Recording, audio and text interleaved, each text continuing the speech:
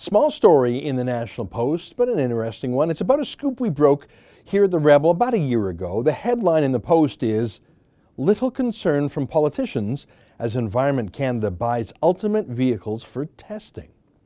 As in, the Environment Department was buying luxury vehicles like Porsches on the public dime. We had that story a year ago. It was our scoop. Rebel readers loved it. And the rest of the media is just catching up now. That happens a lot, you know, mainly on issues that embarrass the Liberals or run counter the official narrative on things like global warming or mass Muslim migration or free speech, controversial things like that. It's why we've grown as a company. We tell you the other side of the story. If the mainstream media were more balanced, you really wouldn't need the Rebel, would you? So I can't complain too much about this. It's a shame that the media industry is so left-wing, but that's also why we're successful here. But look at this. It's really revealing.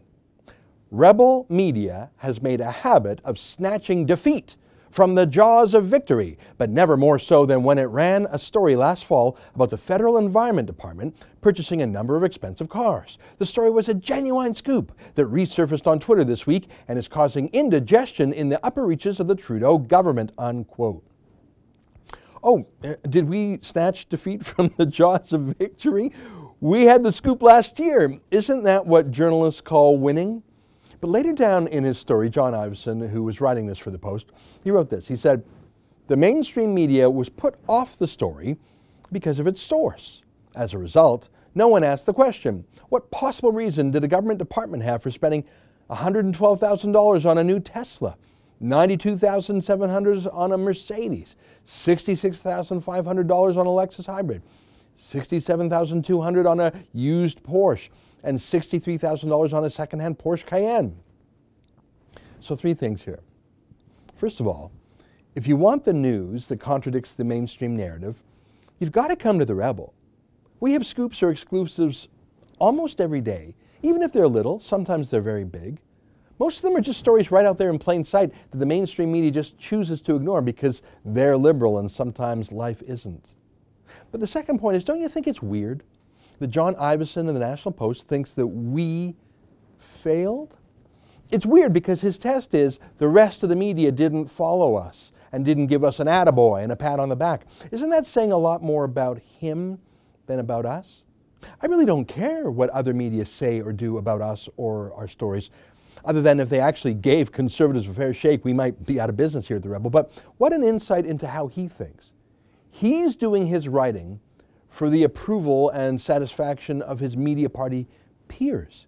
He's writing to please his buddies in the parliamentary press gallery. He's not writing for his readers. He's writing for the approval of Ottawa insiders. That's how he measures success. That's why he says we failed, because we didn't win his approval. Our readers loved it. But the third point is the most shocking of all. John Iveson and the National Post acknowledge that what we had was real news.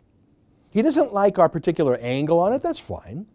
But we broke real news about Liberals wasting tax dollars on fancy cars. And he admits, he positively says, that him and other media knowingly and deliberately choose not to cover stories because we here at the Rebel cover them first. And they know that what we do is news, but they can't control their own emotions. They hate us so much that they would literally choose to keep real news away from their own viewers, rather than to do something that could be possibly interpreted in any way as approving of us.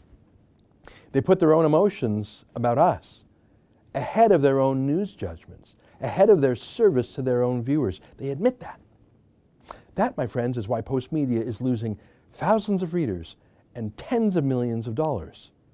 You just can't trust the mainstream media. For the Rebel.media, I'm Ezra Levant. You can watch The Rebel today or read about it 6 months from now in the mainstream media. Click like and subscribe to get it from here first.